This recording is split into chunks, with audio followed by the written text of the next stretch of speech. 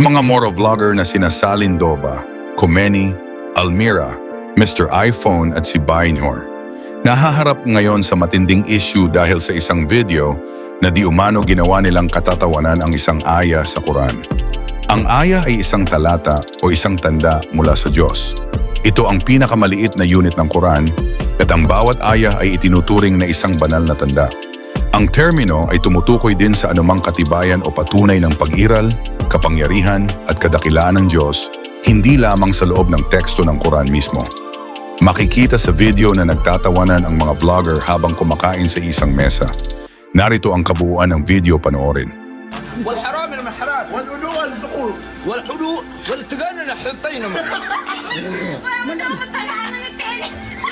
قول الجقة جقة يا خلينا جدة ما في إن كاموا صلاة إن تجي ناموا كاموا صلاة ثلاثة إن كاموا صلاة الحياة لله والصلوات والطيبات تبعكو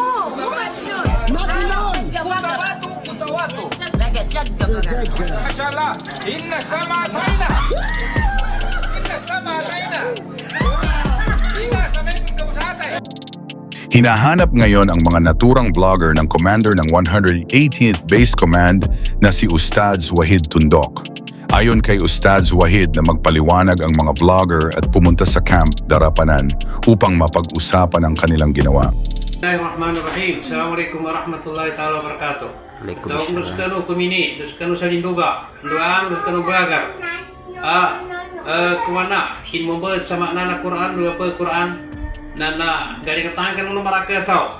Galing katangkan mo na, sa ko pa, dia na upa muslim anak sa na pinggu ano ba na kaya ginakamento na siya ka bawa ka ndutan makan bibitia sa pinggu na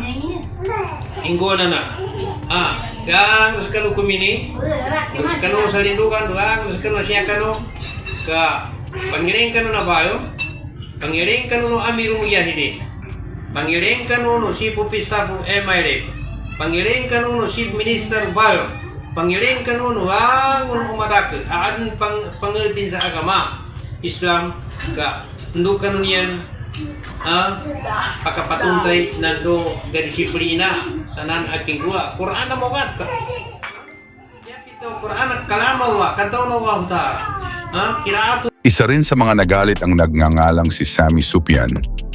Ayon sa post nito na kung makita niya ang mga naturang mga vlogger ay di umano'y pagmumogin daw nito ng dugo ang mga vlogger pag nagkita sila.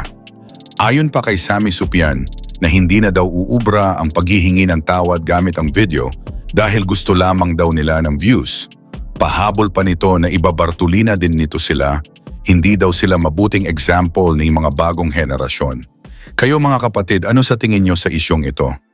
Kung bago ka pa lang sa aking channel, pakipindot naman ang subscribe button at pati na rin ang notification bell para lagi kang updated sa mga bago kong video. Salamat at hanggang sa muli. Adios!